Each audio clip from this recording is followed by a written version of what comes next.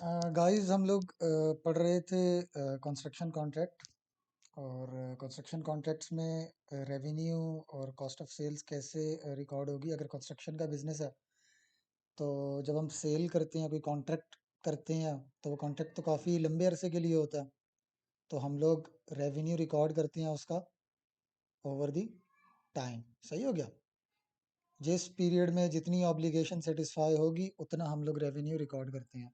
तो एक तो रेवेन्यू का भी इशू था कि रेवेन्यू कितना रिकॉर्ड होगा। और एक ये कि अगर हमारा कंस्ट्रक्शन का बिजनेस है तो यही तो हमारा स्टॉक भी है। तो कॉस्ट ऑफ सेल्स कितनी होगी।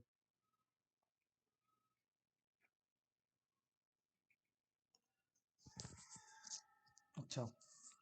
तो कंस्ट्रक्शन कॉन्ट्रैक्ट में क्या करना था हम लोगों ने। सबसे पहले याद रखना, जब भी कंस्ट्रक्शन कॉन्ट्रैक्ट का क्वेश्चन आएगा सबसे पहले तो आप लोगों ने अकाउंटिंग ट्रीटमेंट पे जाने से पहले, अकाउंटिंग ट्रीटमेंट सोचने से पहले, सबसे पहले आप लोगों ने क्या करना है। जैसे ही इसका क्वेश्चन आया, न्यूमेरिक क्वेश्चन, आप लोगों ने ये आइडेंटिफाई करना है, डिटरमाइन करना है that rather contract is profit making या लॉस मेकिंग।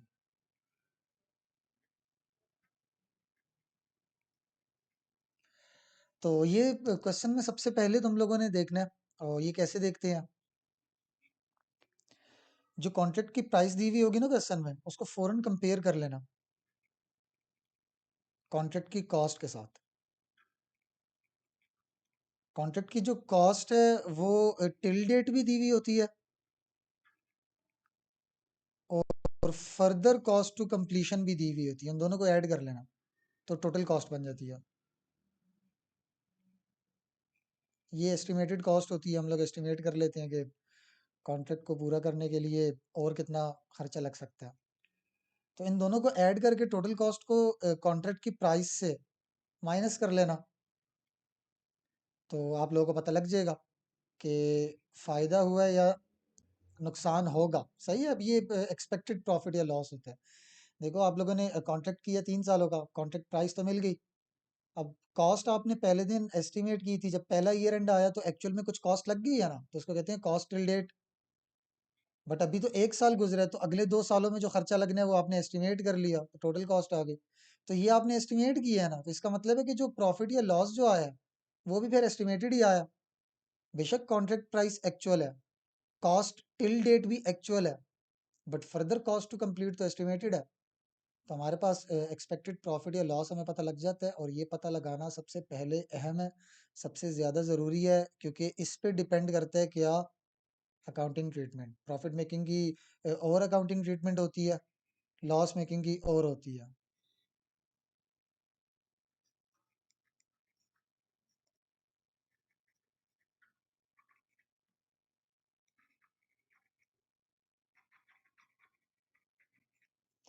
ठीक है, बात समझ आई है कि सबसे पहले तुम लोगों ने प्रॉफिट और लॉस फाइंड करना है।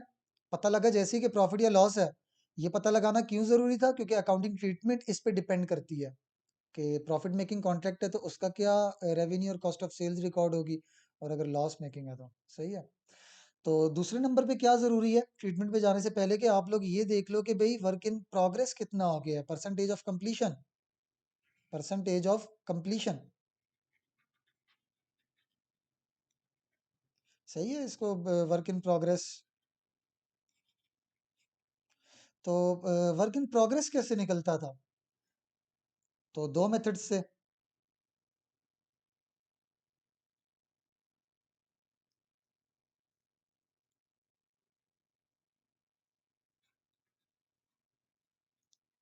सही है। दो मेथड्स हैं हमारे पास, इनपुट और आउटपुट। सही हो गया ना, इनका फार्मूला भी याद रखना है। तो अब अकाउंटिंग ट्रीटमेंट की तरफ जाना कि अकाउंटिंग ट्रीटमेंट क्या करनी है हम लोगों ने। तो इसकी प्रैक्टिस में अभी ये प्रैक्टिस का ही ये वीडियो है, ये क्लास है। इसमें मैं प्रैक्टिस करवाऊंगा, इसीलिए मैं ये सारा रिवाइज करवा रहा हूँ। तो अभी प्रैक्टिस पे जाते हैं। प्रैक्टिस पे जाने से पहले अकाउंटिंग ट्रीटमेंट में क्विक रिव्यू कर दूं। प्रॉफिट मेकिंग कॉन्ट्रैक्ट्स का रेवेन्यू कितना लिखते हैं हम लोग।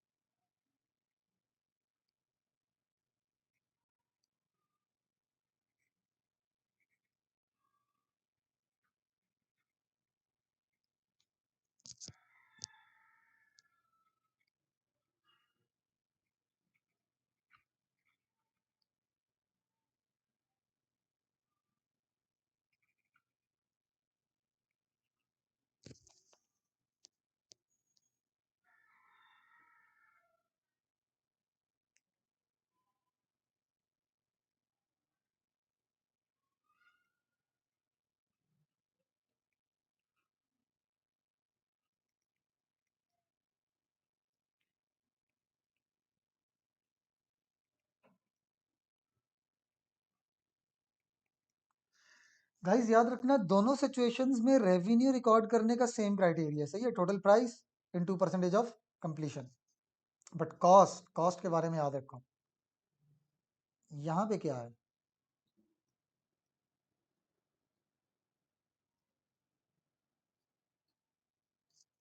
सही हो गया, कॉस्ट टिल डेट। यहाँ पे क्या था लॉस मेकिंग कॉन्ट्रैक्ट में, आप लोगों ने जो फर्स्ट स्टेप में आइडेंटिफाई किया ना कि प्रॉफिट है या लॉस, तो वो लॉस सबसे पहले यहाँ पे लिखोगे।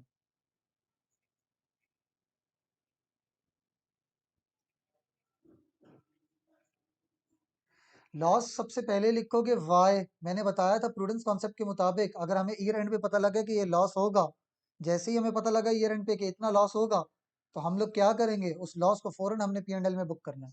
बात समझ आई है? तो इसीलिए कॉस्ट क्या आएगा, बैलेंसिंग फिगर, सही है। कॉस्ट इतनी लेके जानी है कि ये पूरे का पूरा लॉस बुक हो रहा हो। देखो मैंने कल बताया था कि इसकी एंट्री नहीं होती कोई भी, एंट्री इसकी होगी और इसकी होगी। ये जस्ट आप लोगों ने पहले लिखना है वाई, ताकि ये पता लगे इसकी जो एंट्री करनी है इसकी अमाउंट पता लग जाए। सही है, तो वो तो बैलेंसिंग फिगर ही होगा कि पूरे का पूरा लॉस बुक हो जाए, तो वो लॉस पता होना जरूरी है पहले। बात समझ आई है नहीं आई है? तो लॉस की एंट्री नहीं है, कॉस्ट और रेवेन्यू की एंट्री है। तो कॉस्ट फाइंड करने के लिए लॉस लिखना जरूरी था, सही हो गया ना? अच्छा, अब ये तो पहला ईयर एंड है ना, अब अगले ईयर एंड पे क्या करेंगे, अगले ईयर एंड पे क्या करेंगे। पहले ईयर एंड पे हमने फॉर एग्जांपल आउटपुट मेथड लगाया, उसने बताया कि 50% कंप्लीट है, तो हमने तो रेवेन्यू 50% लिख लिया। अगले साल हमने फिर से आउटपुट मेथड लगाया फॉर एग्जांपल, सही है। अच्छा, मेथड एक ही लगाने हैं ताकि यूनिफॉर्म अकाउंटिंग पॉलिसीज हो। मेथड पहले साल अगर आउटपुट है तो अगले साल भी आउटपुट ही होगा।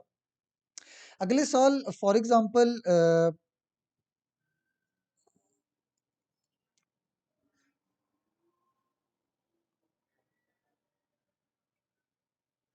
पहले साल वो 50% कंप्लीट था, अब अगले साल जब हमने देखा तो वो फॉर एग्जांपल 80% आ गया। सही है, total price divided by value of work certified till date divided by total contract की प्राइस, आउटपुट मेथड लगाया वो तो 80% आ गया। अब 50% पहले साल हमने रिकॉर्ड किया हुआ है, अगले साल क्या 80% रिकॉर्ड करें? तो ये तो पहले साल 50%, अगले साल 80%, तो ये तो 130% हो जाएगा। तो अगले साल हम लोग क्या करेंगे, या तो डायरेक्ट, नहीं डायरेक्ट ना करो तुम लोग, मैं बताता हूँ। जो पिछले साल, अब ईयर टू में ना,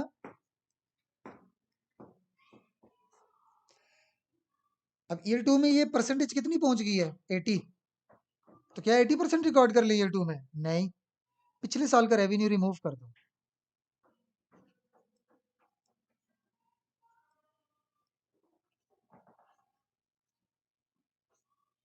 वो कितना था, 50% रिकॉर्ड किया था ना पिछले साल। पिछले साल हमने 50%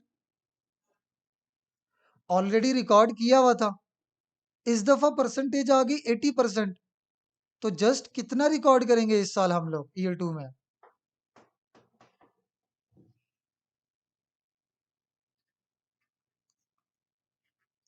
30%। बात समझ आई है नहीं आई है? इसी तरह नेक्स्ट ईयर में भी तो कॉस्ट टिल डेट तो बहुत ज्यादा हो गई होगी।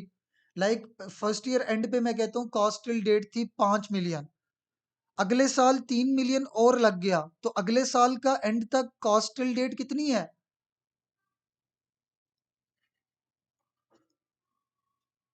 8 मिलियन। फॉर एग्जाम्पल मैं कह रहा हूं,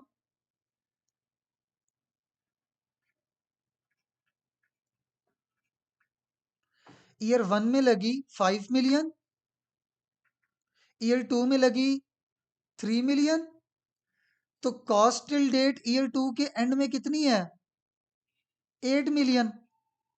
तो क्या मैं 8 मिलियन कॉस्ट रिकॉर्ड करूं? नहीं, 8 मिलियन अगर किया तो ईयर वन में ऑलरेडी कितनी रिकॉर्डेड है, 5।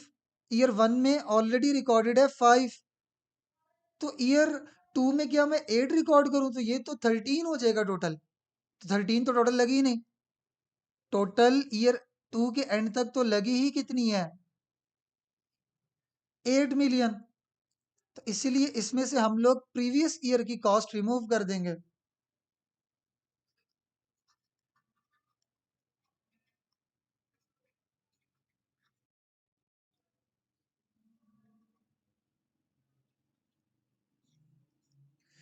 ईयर 1 में 5 मिलियन ऑलरेडी रिकॉर्डेड है गाइस, वो ईयर 2 में दोबारा नहीं रिकॉर्ड होना चाहिए, तो इसलिए मैंने क्या कर दिया है, रिमूव। सही हो गया।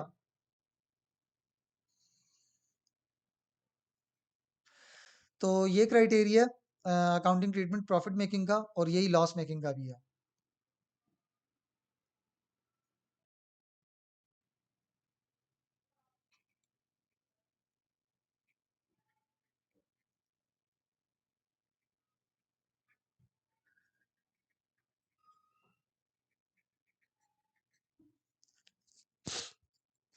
तो अभी इसकी प्रैक्टिस करते हैं। सही हो गया। मैं जितने भी किट के क्वेश्चंस हैं इसके प्रॉफिट मेकिंग लॉस मेकिंग के, इसकी प्रैक्टिस करते हैं।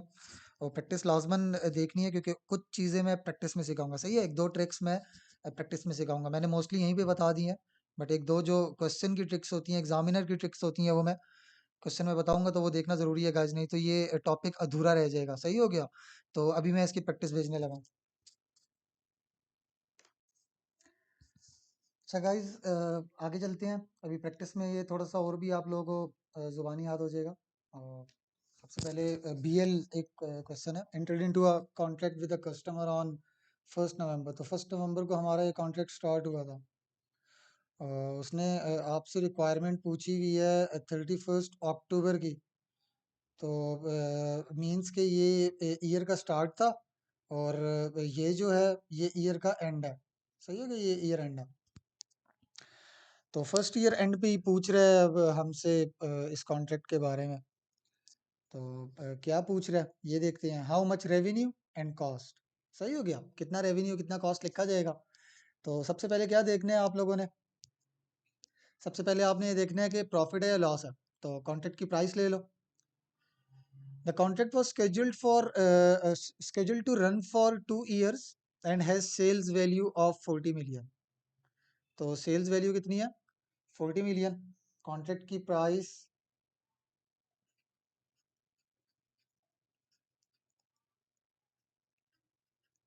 40 मिलियन। और नीचे इसने डेटा दिया हुआ है, कह रहे हैं कि फर्स्ट ईयर एंड पे द फॉलोइंग डिटेल्स।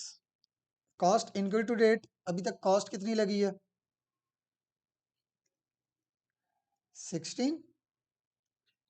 और एस्टिमेटेड कॉस्ट टू कंप्लीशन 18 है। तो गाइस कॉस्ट टोटल हो गई 34 मिलियन, और कॉन्ट्रैक्ट की प्राइस है 40। तो ये तो प्रॉफिट मेकिंग कॉन्ट्रैक्ट है।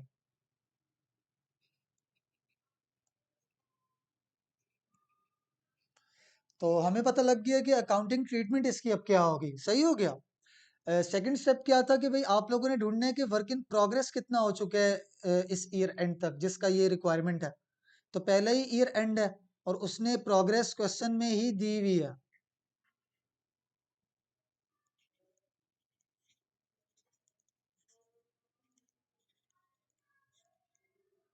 और वो आपसे प्रॉफिट मेकिंग कॉन्ट्रैक्ट का रेवेन्यू और कॉस्ट पूछ रहा है।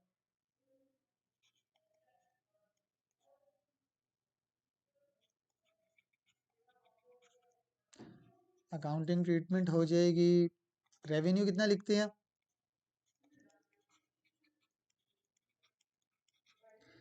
कॉस्ट कितनी लिखते हैं।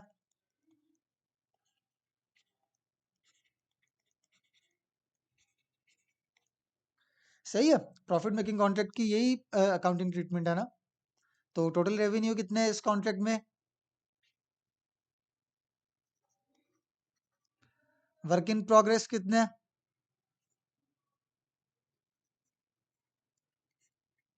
और कॉस्ट टिल डेट कितनी लग चुकी है।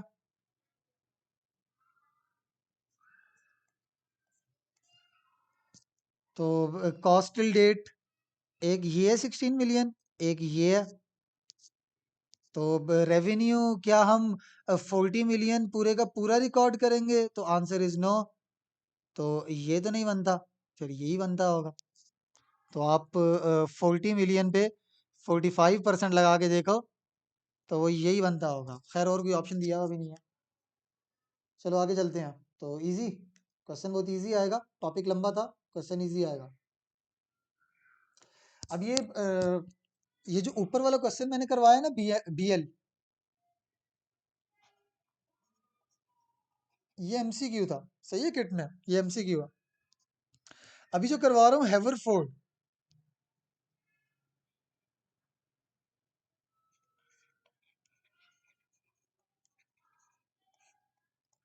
ये ड्राफ्टिंग वाले क्वेश्चंस में है गाइस, और उस ड्राफ्टिंग वाले क्वेश्चन का ये बुलेट नंबर 2 है।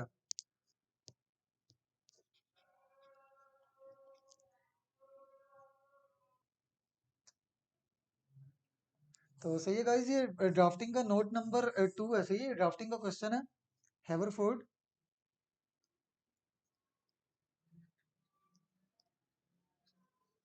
और उसका नोट नंबर 2 है, ड्यूरिंग द ईयर हैवरफोर्ड को entered into a contract to construct an asset for a customer satisfying the performance obligation over time, और the contract had a total price of 14 million. तो एक हमें क्या मिल गया,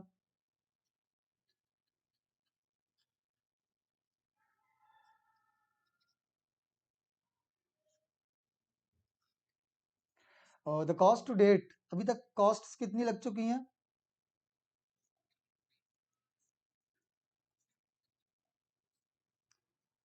costs to complete the contract are estimated at, further costs guys लगेंगी, तो total cost कितनी हो गई, ये तो 9 है, 9 मिलियन। तो प्रॉफिट मेकिंग कॉन्ट्रैक्ट कितना, कितना प्रॉफिट है, 14 मिलियन माइनस 9 मिलियन। तो स्टेप नंबर 1 हो गया, हमें पता लग गया प्रॉफिट मेकिंग कॉन्ट्रैक्ट है। अभी हमें इसकी अकाउंटिंग ट्रीटमेंट हम लोग कर लेंगे। तो नेक्स्ट स्टेप क्या था, आप लोगों ने स्टेप नंबर 2 में क्या फाइंड करना होता है कि कितना वर्क इन प्रोग्रेस हो चुका है।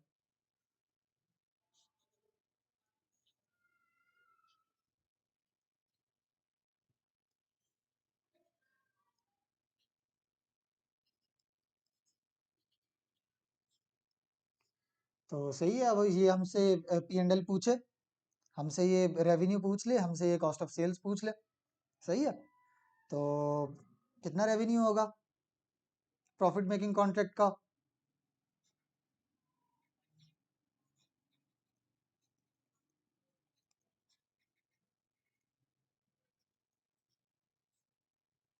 और कॉस्ट कितनी होगी,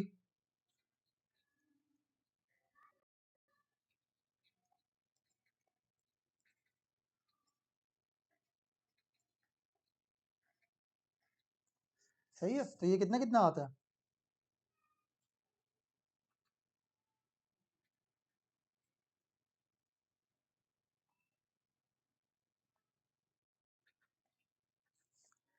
टोटल रेवेन्यू है 14 मिलियन, 40% वर्क इन प्रोग्रेस हो चुका है, तो रेवेन्यू आ जाएगा हमारे पास, आई थिंक ये आते हैं 5.6 मिलियन। यस, तो 5.6 मिलियन में से 3.6 मिलियन को माइनस करेंगे, सही हो गया ना। अच्छा, आगे चलते हैं। ये प्रॉफिट मेकिंग कॉन्ट्रैक्ट्स आए थे अभी तक। ये मैंने वो ऊपर जो बात तुम लोगों को समझाई है ना, कि दूसरे साल में क्या किया जाता है, टोटल प्राइस लेते हैं, वर्क इन प्रोग्रेस के साथ मल्टीप्लाई करते हैं, तो वर्क इन प्रोग्रेस तो दूसरे साल कहीं 80-90% पे पहुंचा हुआ होता है। तो क्या हम अगले साल, दूसरे साल सिर्फ 80% हम लोग रेवेन्यू रिकॉर्ड कर लें, नहीं। तो revenue recorded in previous year,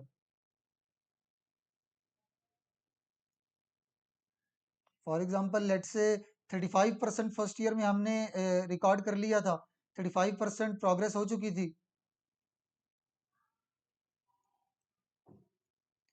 तो 80 माइनस 35, जो भी रेवेन्यू आया वो इस साल रेवेन्यू रिकॉर्ड किया जाएगा ईयर 2 में।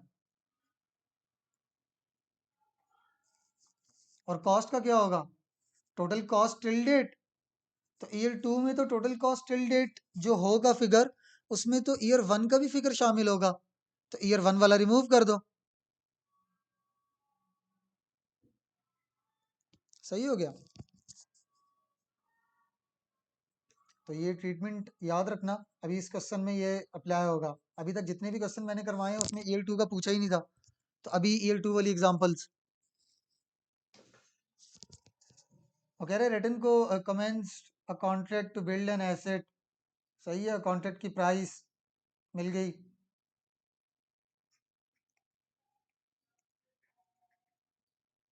टोटल एक्सपेक्टेड कॉस्ट, ये देखो क्या दिया हुआ है, टोटल एक्सपेक्टेड कॉस्ट।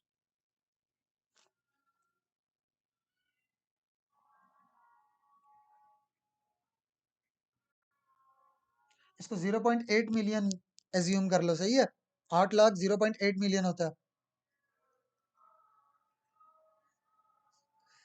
तो कितना प्रॉफिटेबल कॉन्ट्रैक्ट है ये?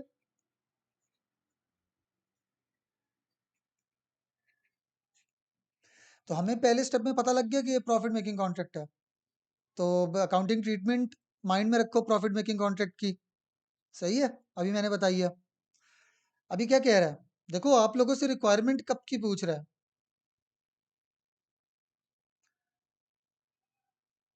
और कॉन्ट्रैक्ट शुरू कब हुआ है? इस साल के दौरान। तो हमने तो इस साल में भी फिर कुछ ना कुछ रेवेन्यू लिखा होगा, तो उसने वो बताया कि X4 की स्टेटमेंट में इतना रेवेन्यू ऑलरेडी रिकॉर्ड हो चुका है, इतनी कॉस्ट ऑलरेडी रिकॉर्ड हो चुकी है। गाइस उसने पिछले साल का ये बता दिया फिगर, ये वाला और ये वाला, कि पिछले साल रेवेन्यू कितना रिकॉर्ड हुआ है और कॉस्ट कितनी रिकॉर्ड हुई है, ये उसने बता दिया।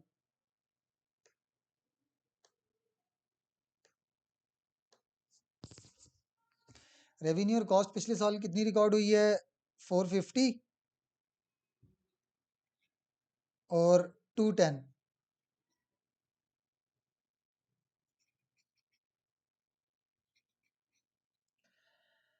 The following figures are also relevant, वो कह रहे हैं मैं आपको कुछ और डेटा भी देता हूँ।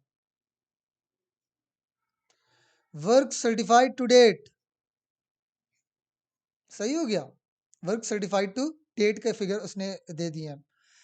और आखिर में एक जुमला उसने बताया, अब गौर से पढ़ो ये।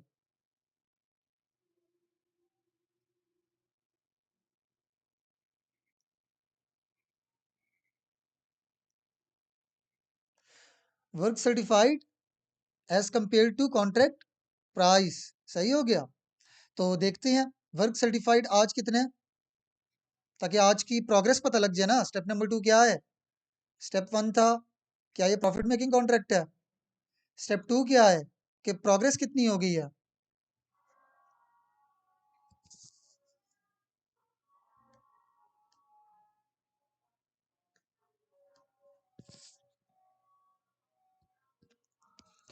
तुम लोगों में से कोई ओमोर खाएगा?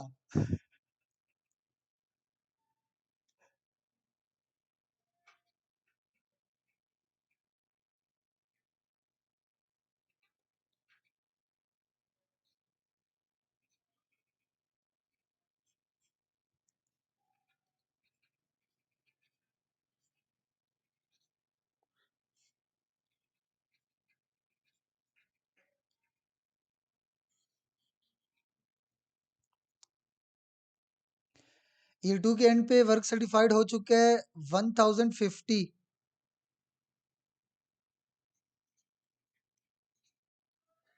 3 जीरोस हटा के कॉमन लेके। तो कॉन्ट्रैक्ट की प्राइस 1.5 मिलियन है, तो 1500।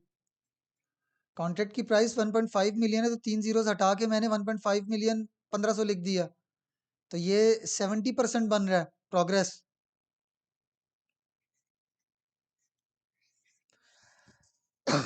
तो रेवेन्यू कितना रिकॉर्ड होगा, total revenue into work in progress minus पिछले साल में जितना रेवेन्यू लिखा हुआ है वो रिमूव कर दो। पिछले साल जितना रेवेन्यू लिखा था वो रिमूव कर दो। ये X4 का रेवेन्यू है। तो X5 में टोटल रेवेन्यू देखो, टोटल रेवेन्यू कॉन्ट्रैक्ट की प्राइस होती है, तो ये वैल्यू कितनी बन गई?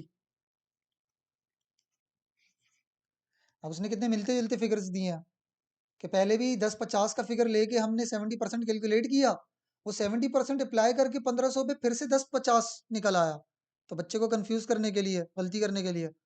बट यही फिगर बनता है, अब हम तो इसी को लेके चलेंगे। तो 10-50 माइनस 450, तो रेवेन्यू कितना बनता है?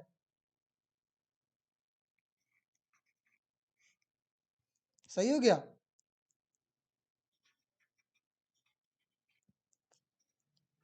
अब कॉस्ट देखते हैं, कॉस्ट कितनी बनेगी।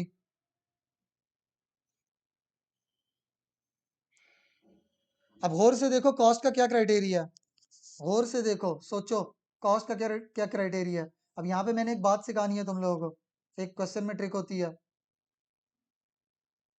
कॉस्ट का क्राइटेरिया देखो गौर से, कॉस्ट टिल डेट माइनस पिछले साल जो कॉस्ट लिखी है हमने। सही हो गया? कॉस्ट टिल डेट माइनस पिछले साल जो कॉस्ट लिखी है। देखो जरा आप,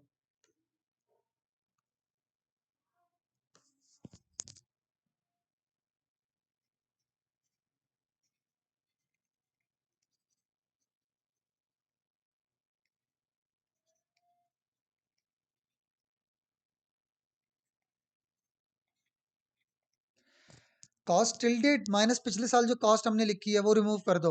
अब इस क्वेश्चन में कॉस्ट टिल डेट मुझे ढूंढ के बताओ।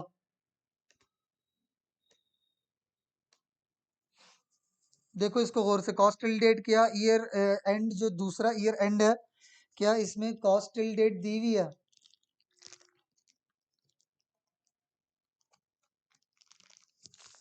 नहीं दी हुई, कॉस्ट टिल डेट नहीं दी हुई। हमें इस क्वेश्चन के स्टार्ट में टोटल कॉस्ट दी हुई है। इस क्वेश्चन के स्टार्ट में टोटल कॉस्ट, और पिछले साल कितनी कॉस्ट लिखी है वो दी हुई है। इसने टोटल कॉस्ट दी हुई है और पिछले साल जितनी कॉस्ट लिखी है वो दी हुई है। तो अब हम क्या करेंगे, हम लोग क्या करेंगे, दूसरे साल कितना खर्चा आया ये तो दिया ही नहीं है।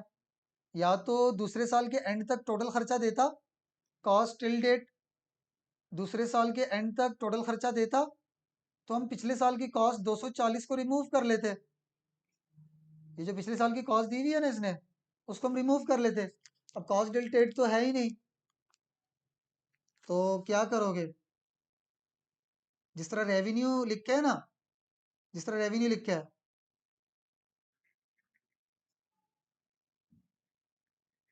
टोटल रेवेन्यू यही किया था ना, टोटल रेवेन्यू इनटू,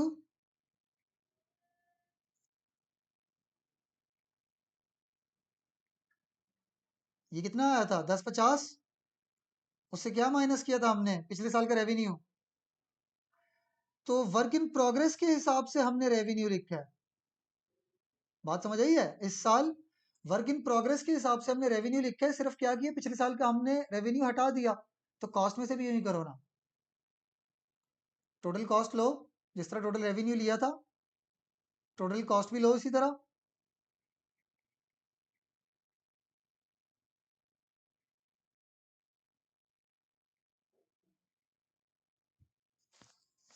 तो 70% हमारी प्रोग्रेस हुई हुई है, तो टोटल कॉस्ट एक्सपेक्ट कर लोगे कितनी हुई हुई है, 70% ही।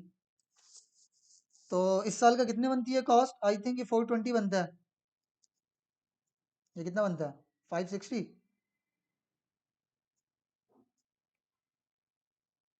560 में से 240 माइनस कर लो,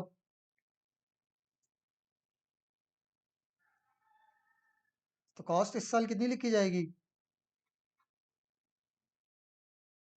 एक ये तरीका है इसको, इस सिचुएशन को हैंडल करने के लिए, कि हमें कॉस्ट टिल डेट पता ही नहीं है, तो हम लोग लाइक के कैसे अब कॉस्ट टिल डेट निकालेंगे।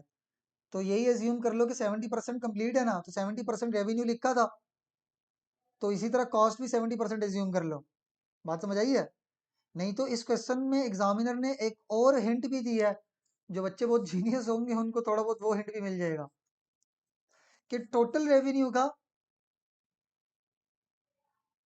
देखो work certified by contract price थी ना, टोटल रेवेन्यू का वर्क सर्टिफाइड कितना था? 450 डिवाइडेड बाय 1500, 30%। तो पिछले साल 30% ही रेवेन्यू रिकॉर्ड हुआ है और टोटल कॉस्ट का ही 30% रिकॉर्ड हुआ है। जब रेवेन्यू भी 30% रिकॉर्ड हुआ है, 1500 का 30%, कॉस्ट भी 30% रिकॉर्ड हुई हुई है, तो इस दफा जब रेवेन्यू भी 70% रिकॉर्ड हो रहा है तो कॉस्ट भी कितनी रिकॉर्ड होगी? 70%। बात समझ आई है? इसमें इसने एग्जामिनर ने हिंट दिया हुआ था कि रेवेन्यू देखो पिछले साल 30% रिकॉर्ड हुआ है, इस साल 70% पे आ गया है, तो कॉस्ट भी देखो कितनी रिकॉर्ड हुई हुई है, 240, 800 का 240 भी 30% है। तो जब रेवेन्यू और कॉस्ट दोनों 30-30% रिकॉर्ड हुई हुई है, तो इस साल ये दोनों 70-70% थी। एक ये तरीका था।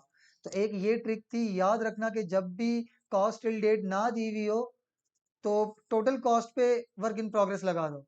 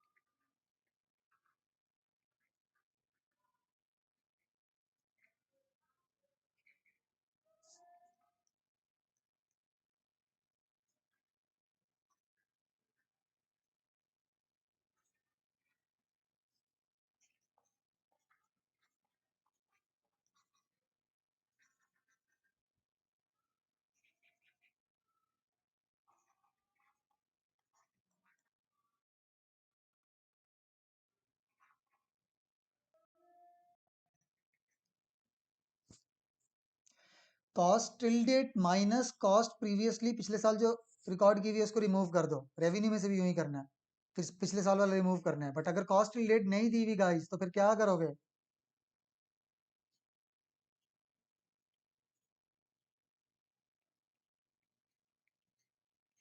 फिर ये वाला क्राइटेरिया इधर भी यूज कर लोगे।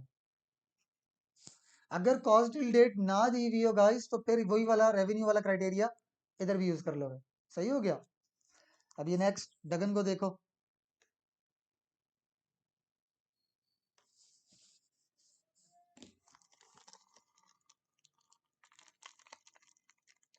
टोटल प्राइस इसमें दी हुई है 9 मिलियन, टोटल कॉस्ट दी हुई है इसमें। अब टोटल कॉस्ट दी हुई है, सही है? देख लो जरा, फिर से टोटल कॉस्ट दे दी है। कॉस्ट टिल डेट नहीं दी हुई इस क्वेश्चन में भी, टोटल कॉस्ट दी हुई है। सही हो गया?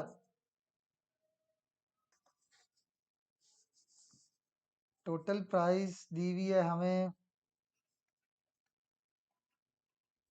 और टोटल कॉस्ट दी हुई है। सही है, टोटल कॉस्ट डायरेक्ट दी हुई है, तो प्रॉफिट मेकिंग कॉन्ट्रैक्ट है। प्रॉफिट मेकिंग कॉन्ट्रैक्ट हो गया ये। अच्छा, अब ये क्वेश्चन जो है वो इसमें देखो, प्रोग्रेस टूवर्ड्स कंप्लीशन। स्टेप 2 में हम लोग प्रोग्रेस ही ढूंढते थे, और प्रोग्रेस कितनी कितनी हुई हुई है?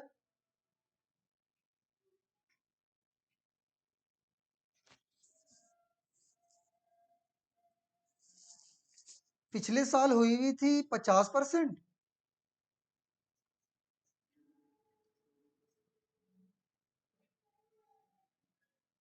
इस साल हुई हुई है 80%। तो वो क्या कह रहा है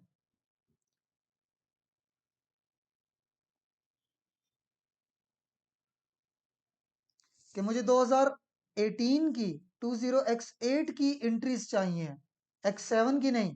वो कह रहा है कि correct entries have been made in x7। तो ये हम ऑलरेडी रिकॉर्ड कर चुके हैं, हमने सिर्फ इसकी एंट्री करनी है। तो करते हैं।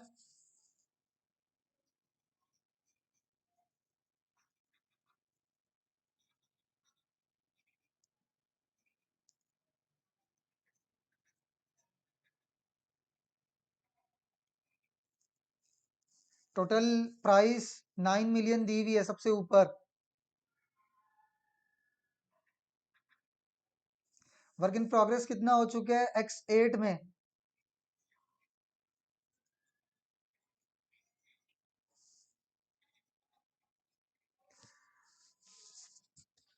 रिमूव कर दो जो पिछले साल रेवेन्यू रिकॉर्ड हुआ है।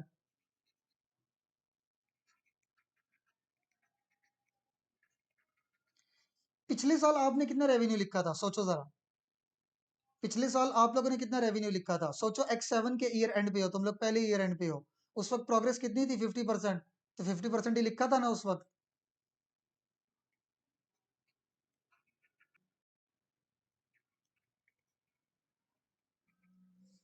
तो 9 मिलियन का 80% लिखना है, बट उसमें से 50% रिमूव कर दो, तो टोटल कितना लिखना है हमने?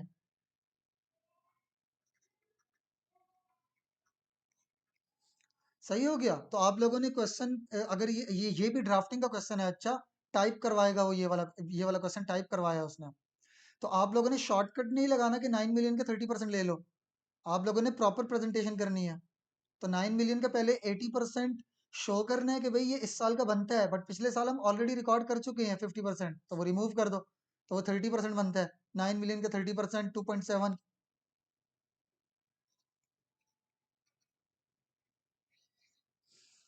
कॉस्ट कितनी होगी?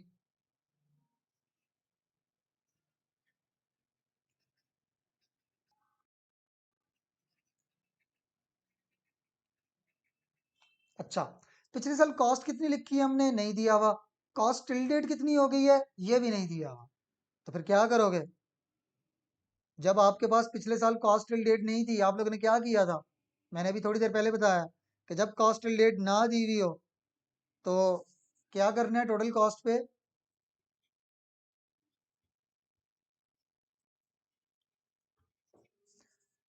वर्क इन प्रोग्रेस लगा दो, वो 80% है। पिछले साल भी आपने यूं ही किया होगा।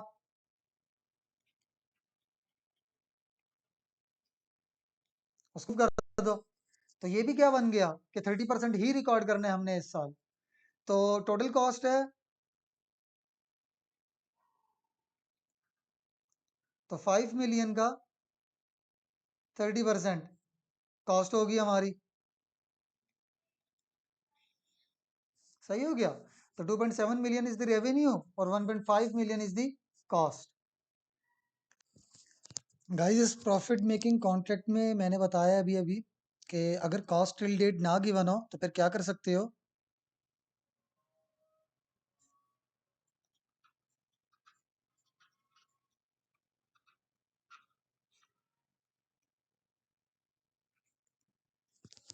सही हो गया। और लॉस मेकिंग में क्या सीन था? रेवेन्यू सेम तरीके से रिकॉर्ड।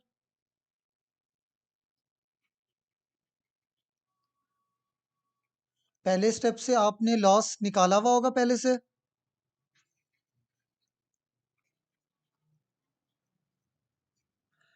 कॉस्ट जो होगी बैलेंसिंग फिगर होगा। सही हो गया। कॉस्ट जो होगी बैलेंसिंग फिगर होगा। अभी तक गाइस मैंने आप लोगों को एसओएफपी का नहीं बताया कि एसओएफपी में क्या जाएगा अगर प्रॉफिट मेकिंग कॉन्ट्रैक्ट हो, लॉस मेकिंग कॉन्ट्रैक्ट हो। एसओएफपी में क्या जाएगा? सही है। तो इस पे बात करते हैं।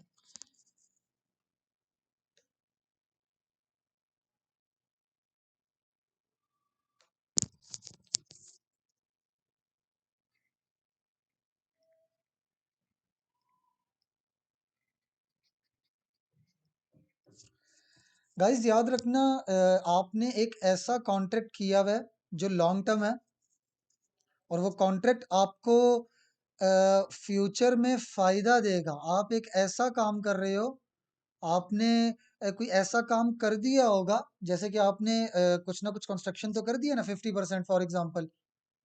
तो फ्यूचर में इकोनॉमिक बेनिफिट्स आपको मिलेंगे ना, वो जो आपने 50% काम किया है। तो आप एसओएफपी के बारे में भी सोचोगे। इसी तरह आपने जो 50% काम किया है, क्या पता वो मे भी नुकसानदेह साबित हो। तो फ्यूचर में आपके ऊपर एक नुकसान की ऑब्लिगेशन अराइज हो गई है। बात समझ आई नहीं आई है? देखो, आपने अगर कॉन्ट्रैक्ट किया है ना,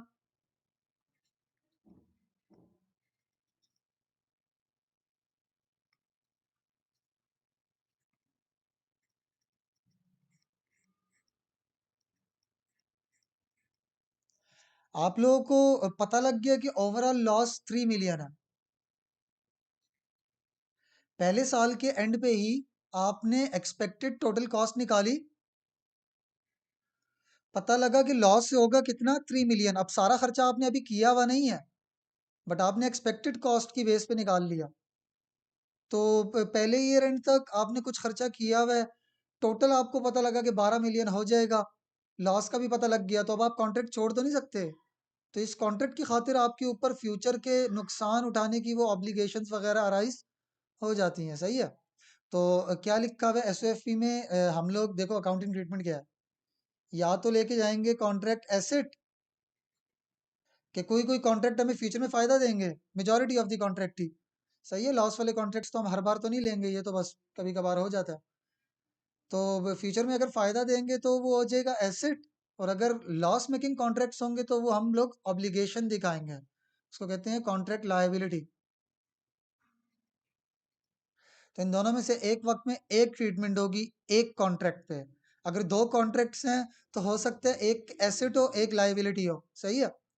तो कॉन्ट्रैक्ट एसेट अराइजेज व्हेन, अब एसेट का फार्मूला क्या होगा, लायबिलिटी का फार्मूला क्या होगा, तो डेफिनेशन देखो इसी में फार्मूला है। Contract asset arises when an entity has done work for a customer that has been recognised as revenue, कि आपने कुछ रेवेन्यू लिख दिया P&L में।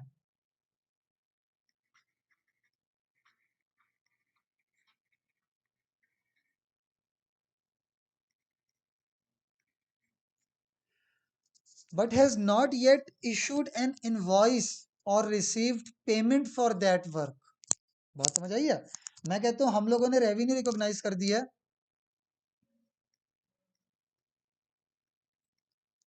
4.5 मिलियन,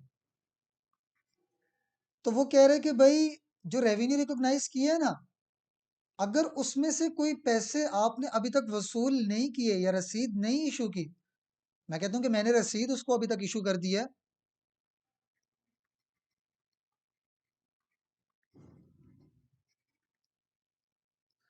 गाइस ये इनवॉइस जो दी हुई होती है क्वेश्चन में, ये अभी तक क्यों दी हुई थी? अभी तक तो हमने इसको कहीं इस्तेमाल ही नहीं किया, तो अब इसका इस्तेमाल एसओएफपी में आता है। तो उसने P&L वाले क्वेश्चंस में इसलिए दी हुई थी कि बच्चे गलती करें, उसको कहीं ना कहीं पे यूज करें।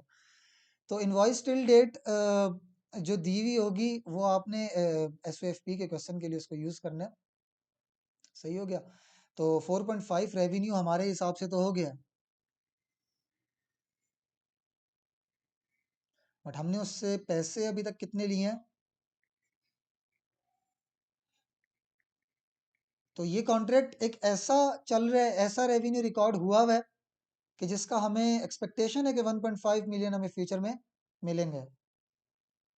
बाकी उसने दे दिया है, बाकी हम लोग फ्यूचर में उससे ले लेंगे।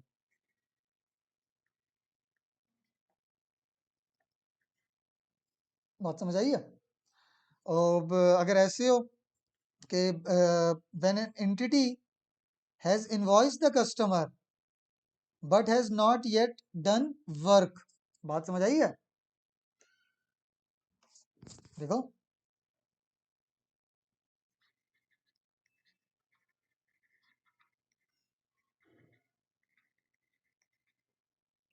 और इनवॉइस या उसने पेमेंट अभी तक कितनी कर दी है, यहाँ पे भी इनवॉइस या पेमेंट। इनवॉइस उसने कितने की, फॉर एग्जांपल मैं कहता हूँ कि 6 मिलियन कर दिया, तो हमारे हिसाब से तो हमने अभी तक कितनी परफॉर्मेंस ऑब्लिगेशन सेटिस्फाई की है, 4.5 की, बट हमारे पास पैसे 6 मिलियन आए हुए हैं। तो बाकी की ऑब्लिगेशन चलो हम फ्यूचर में सेटिस्फाई कर लेंगे, बट ये जो उसने एक्स्ट्रा पैसे हमें दिए हुए हैं, इसकी ऑब्लिगेशन सेटिस्फाई करना हमारे ऊपर क्या है, एक ऑब्लिगेशन है फ्यूचर में। तो हमें इतने की ऑब्लिगेशन सेटिस्फाई करने ही करने पड़ेगी फ्यूचर में। तो ये क्या है हमारे ऊपर, एक कॉन्ट्रैक्ट लायबिलिटी। बात समझ आई? Contract liability. तो करंट एसेट्स करंट लायबिलिटी में लिखा जाएगा। सही हो गया। करंट एसेट करंट लायबिलिटी में लिखा जाएगा। अगर गाइस ये अमाउंट ज्यादा है तो लायबिलिटी, नहीं तो एसेट। ये दरअसल इसमें थोड़ा सा मैं इसकी और डिटेल बता देता हूँ। ये वैसे इतना डिटेल में लिखा हुआ नहीं है हमारी F7 में, बट मैं बता देता हूँ, इस बिहार में काम आ जाएगा। देखो किस तरह एसेट या लायबिलिटी निकलती है। लॉस मेकिंग कॉन्ट्रैक्ट हो, प्रॉफिट मेकिंग कॉन्ट्रैक्ट हो, जो मर्जी हो, दोनों का एसओएफपी का एक्सट्रैक्ट निकालना एक ही जैसा है, तकरीबन एक ही फार्मूला है। क्या फार्मूला है?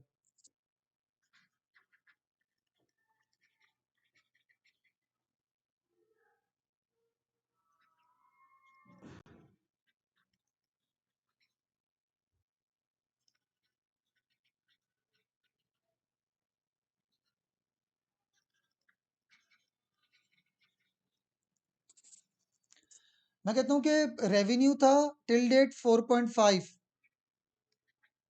और इनवॉइसेस हमने उसको भेज दी हैं, कह लो 3 मिलियन की।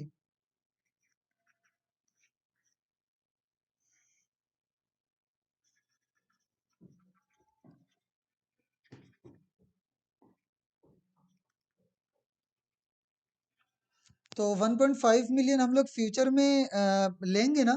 1.5 मिलियन। ओके, ये हो गया कॉन्ट्रैक्ट एसेट। एक चीज होती है रिसीवेबल, ये तुम लोगों के F7 में इतना नहीं है, जस्ट नाम आया हुआ है, बट डिटेल में नहीं बताया हुआ, बट मैं बता रहा हूँ। एक चीज होती है रिसीवेबल, कॉन्ट्रैक्ट रिसीवेबल। अगर वो पूछे, फॉर एग्जांपल कोई तुमसे रिसीवेबल पूछे, रिसीवेबल का नाम ले।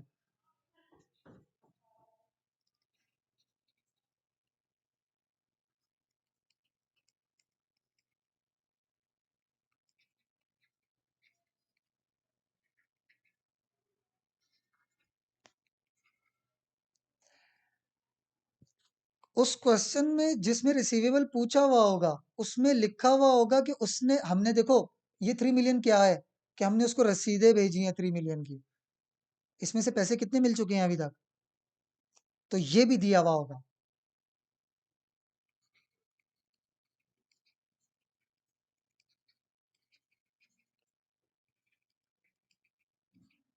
For example 2.5 million. तो गाइस, 3 मिलियन की आपने किसी को रसीदें दी हैं, और उसने अभी तक 2.5 दी हैं, तो इसका मतलब है बाकी का 0.5 क्या है आपके लिए? रिसीवेबल। बात समझ आई नहीं आई है? तो कॉन्ट्रैक्ट एसेट कितने हैं? 1.5। देखो, इसमें इसमें हमने 3 का 3 पूरे का पूरा माइनस किया हुआ था। हमने वो 2.5 और 0.5 की बात नहीं की, हमने कहा 3.5 साइड पे हो जाओ। फिर 3.5 में हमें पता लगा कि 3.5 पूरे का पूरा उसने हमें नहीं दिया हुआ, उसने तो हमें 2.5 दिया है। तो वो बाकी का 0.5 हमने क्यों नहीं एसेट में लिखा? तो वो हम लोग अलहदा से प्रेजेंटेशन करेंगे रिसीवेबल में। बट ऐसी कोई एग्जांपल नहीं है F7 में। सही हो गया गाइस? इसी तरह लाइबिलिटी का भी केस है।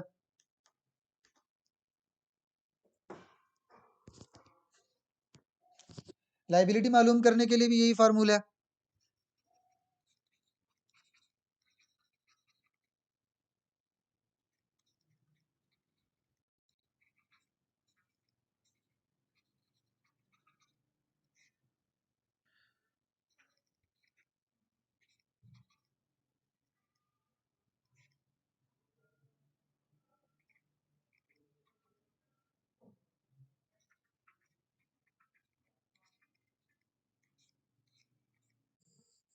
गाइस, ये कंस्ट्रक्शन कॉन्ट्रैक्ट्स की समरी बनी हुई है, देख लो। इसमें मैंने बस एक आखिरी बात बतानी है, वो इसमें नहीं है, इससे हट के है, बट ये देख लो एक दफ़ा। P&L के आंसर्स लाने के लिए profit making contract, loss making contract को देखना ज़रूरी है। सही हो गया? अभी तक हम यही प्रैक्टिस कर रहे हैं। SOFP का आंसर लाने के लिए नहीं ज़रूरी, ख्वाह प्रॉफिट मेकिंग कॉन्ट्रैक्ट है या लॉस मेकिंग है, जो मर्जी है, आप लोगों ने ये फार्मूला लगाना है। Revenue till date minus amounts bill to customer. सही हो गया? रेवेन्यू टिल डेट कैसे आएगा? Total revenue into work in progress. तो अगर अमाउंट पॉजिटिव आती है, और अगर तो नेगेटिव आती है,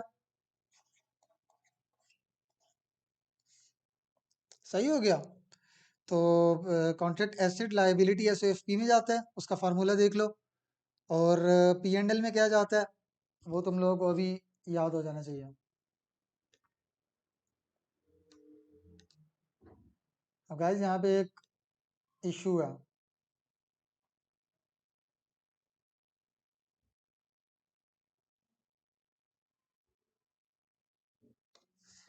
रेवेन्यू लिखने की खातिर वर्क इन प्रोग्रेस चाहिए। पिछले साल भी वर्क इन प्रोग्रेस चाहिए होगा, पिछले साल भी लगाया होगा ना हमने। बात समझ आई है? और यहाँ पे भी रेवेन्यू निकालने के लिए वर्क इन प्रोग्रेस चाहिए। ये मैंने इंडिकेटर लगाया हुआ है कि रेवेन्यू दोनों केसेस में सेम होता है। सही हो गया, कॉस्ट सिर्फ डिफरेंट होती है। तो मैं ये बता रहा हूँ कि रेवेन्यू निकालने के लिए हमें क्या चाहिए, परसेंटेज। अब अगर आपको परसेंटेज मिल ही नहीं रही प्रैक्टिकली, अगर प्रोग्रेस कितनी हुई है ये आपको पता ही नहीं है, कोई ऐसा कॉन्ट्रैक्ट है, प्रोग्रेस मिल ही नहीं रही परसेंटेज उसकी, टोटल कॉस्ट ही आपको नहीं पता या कितना रेवेन्यू हम कमा सकेंगे, ऐसा कॉन्ट्रैक्ट है वो, कोई रेवेन्यू ही नहीं पता टोटल, तो आउटपुट या इनपुट मेथड तो नहीं लग सकता कि टोटल कॉस्ट नहीं पता या टोटल रेवेन्यू नहीं पता। तो मैं कह रहा हूँ कि इनपुट मेथड हो आउटपुट हो जो भी हो, हमें ये नहीं मिल रहा। सही है, अगर प्रोग्रेस अननोन हो तो कितना रेवेन्यू लिखेंगे, तो जितनी कॉस्ट लिख रहे हो ना उतना ही रेवेन्यू लिखोगे। सही हो गया, जितनी कॉस्ट अभी तक लगी है ना उतना ही रेवेन्यू लिख दोगे।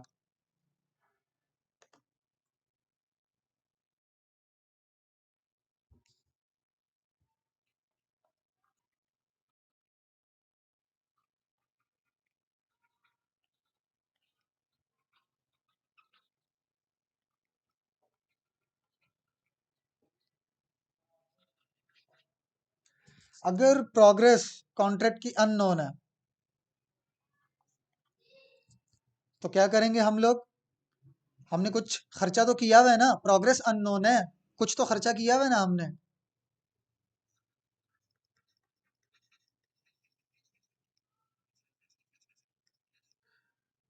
उतना ही रेवेन्यू लिख देंगे।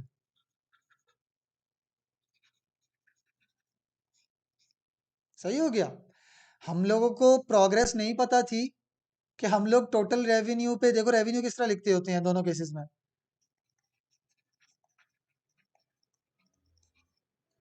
अब हमें यही नहीं पता, वर्क इन प्रोग्रेस पता ही नहीं है, तो फिर हम लोग क्या करें, अब रेवेन्यू तो हमसे नहीं निकलेगा, तो जितनी कॉस्ट लगी है उतना ही रेवेन्यू लिख देंगे। सही हो गया। एक और केस, एक और केस, एक और बात, तो अक्सर लाइक रेवेन्यू या कॉस्ट अगर नहीं रिकॉर्ड होती रिकॉर्ड्स में, वो क्यों नहीं रिकॉर्ड होती थी कि प्रोग्रेस नहीं पता होती थी प्रोजेक्ट की, कॉन्ट्रैक्ट की, तो अकाउंटेंट्स लिखते भी नहीं थे कुछ, ना रेवेन्यू ना कॉस्ट। तो अगर अननोन हो तो फिर उसकी अकाउंटिंग ट्रीटमेंट मैंने बताई है। अब गाइज मैंने तुम लोगों को अभी तक बताया, एक होता है प्रॉफिट मेकिंग कॉन्ट्रैक्ट,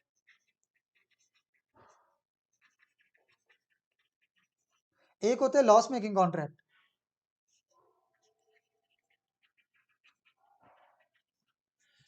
एक और कॉन्ट्रैक्ट भी होता है, एक और केस भी है,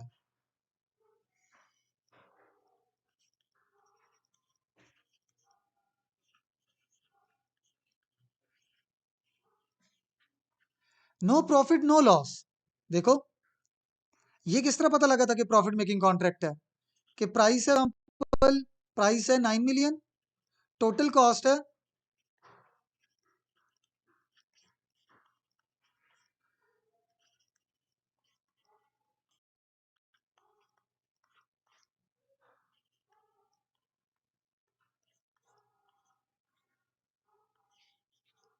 नो प्रॉफिट नो लॉस अगर हो तो अब क्या करेंगे, अब रेवेन्यू और कॉस्ट कैसे रिकॉग्नाइज करेंगे, फर्स्ट ईयर एंड पे, सेकंड ईयर एंड पे कैसे लिखेंगे। तो इसका केस बहुत ही सिंपल है। क्या,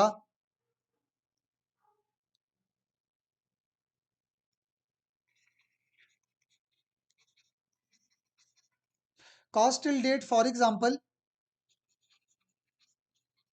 इस टोटल कॉस्ट में cost till date for example मैं कहता हूं 2.5 हुई है, तो रेवेन्यू भी कितना लिखेंगे,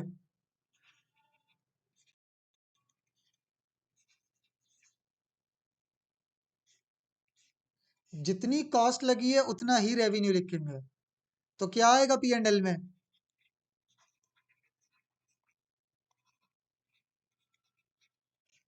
बात समझ आई है। देखो तीन तरह के कॉन्ट्रैक्ट्स हैं,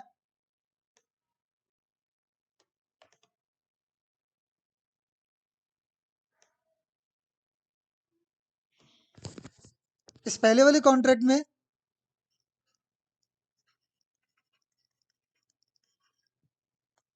total revenue into work in progress,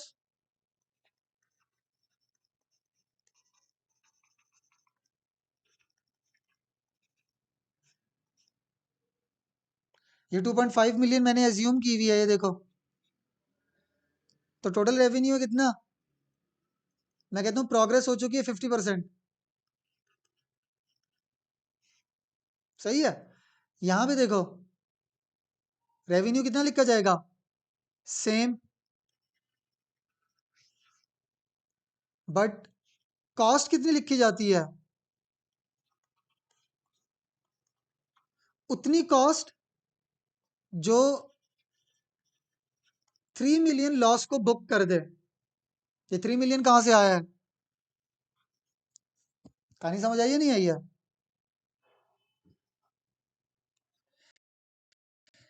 यहाँ पे रेवेन्यू टिल डेट किस तरह निकाला है, जितना वर्क इन प्रोग्रेस हुआ है, यहाँ पे भी सेम। यहाँ पे cost till date, cost balancing figure. अब यहाँ पे देखो, सबसे पहले लिखोगे कॉस्ट टिल डेट, रेवेन्यू लिखोगे बैलेंसिंग फिगर, और कितना रेवेन्यू लिखोगे कि नो प्रॉफिट नो लॉस हो। बात समझ आई है नहीं आई है, नो प्रॉफिट नो लॉस हो। तो मैंने दो बातें बताई हैं अभी, कि अगर प्रोग्रेस अननोन हो तो तब भी हम लोग क्या करते हैं, जितनी कॉस्ट टिल डेट उतना ही रेवेन्यू, क्योंकि परसेंटेज तो आपको मालूम ही नहीं। और अगर नो प्रॉफिट नो लॉस हो तो तब भी हम लोग यही काम करते हैं। बात समझ आई है नहीं आई है। ये मैंने दो बातें बताई हैं, ये वाली ट्रीटमेंट दो जगहों पे है। अगर प्रॉफिट मेकिंग कॉन्ट्रैक्ट है और आपको प्रोग्रेस ही नहीं पता, तो क्या करो, जितनी कॉस्ट है उतना ही रेवेन्यू लिख दो। और यही केस इधर भी है। सही है। अगर प्रोग्रेस ना पता हो तो तब भी ये वाला काम करना है। अगर प्रोग्रेस पता हो बट कॉन्ट्रैक्ट ही क्या हो, नो प्रॉफिट नो लॉस वाला, प्रोग्रेस पता है कि हमने कितनी कर ली है, बट कॉन्ट्रैक्ट ही क्या है, नो प्रॉफिट नो लॉस वाला, तो तब भी यही काम करना है गाइस। सही हो गया। सी यू।